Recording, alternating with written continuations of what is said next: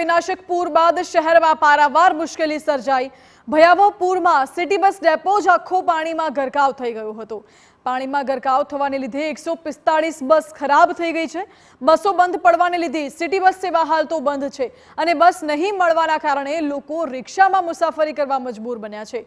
શહેરની જીવાદોરી સમાન સિટી બસમાં રોજ 1 લાખ મુસાફરો મુસાફરી કરે છે।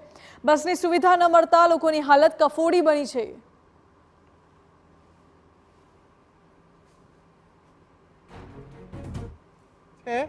કે મુશ્કેલી છે હવે ના છૂટકે પણ ભોગવવું પણ કુદરતી મુશ્કેલી છે। પણ જોન બંધ છે શું કરવાનું હવે રિક્ષામાં જઈશ તકલીફ એટલે હવે રિક્ષામાં જવું પડશે હું મારે પાણી ગેટ જવું છે શું કરવાનું હવે દવા લેવા જવું તો જવું જ પડે। વડોદરામાં વિનાશક પૂરે લોકોને મુશ્કેલીમાં મૂક્યા છે ત્યારે વડોદરા શહેરની જીવાદોરી સમાન કહી શકાય કે જે સામાન્ય લોકોને અવરજવર કરવા માટે ઉપયોગમાં લેવાતી સિટી બસ જે સેવા છે તે છેલ્લા 4-5 દિવસથી બંધ છે અને હજુ પણ 8 થી 10 દિવસ સુધી શરૂ થઈ શકે તેવી હાલતમાં નથી। સિટી બસ સ્ટેશનની જે ઓફિસ છે ઇસ્કોન ખાતે આવેલી આ જનસેવાની જે કચેરી છે તેમાં 6 થી 7 ફૂટ પાણી ભરાયેલા હતા જેની અંદર સમગ્ર બસો ગરકાવ થઈ ચૂકી હતી।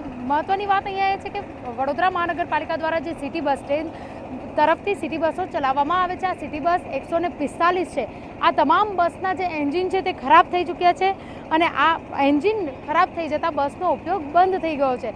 મહત્વની વાત એ છે કે અહીંયા આગળ સિટી બસ સ્ટોપના જે અંડરગ્રાઉન્ડમાં આવેલું જે પાર્કિંગ છે તેમાં પણ પાણી ભરાયેલું છે તો સાથે સાથે રોજના 1 લાખથી વધારે મુસાફરો આ સિટી બસનો ઉપયોગ કરે છે ત્યારે તેઓએ રિક્ષામાં જવા માટે મજબૂર થઈ ચૂક્યા છે અને જે રીતે વાત કરીએ તેઓને વૈકલ્પિક વ્યવસ્થા પણ શોધવી પડી રહી છે। કેટલાક વિદ્યાર્થીઓ છે જેઓ દરરોજ સિટી બસ સેવાનો ઉપયોગ કરતા હતા પરંતુ જ્યારથી વિનાશક પૂર આવ્યું વડોદરા શહેરમાં જ્યારે વિશ્વામિત્રીના નદીના પાણી ફરી વળ્યા ત્યારે શહેરની તબાહી હજુ પણ જોવા મળી રહી છે જેના કારણે જે જીવન જરૂરિયાતની સામાન્ય વસ્તુઓ છે તેના પર પણ ખૂબ જ મોટી અસર પડી રહી છે।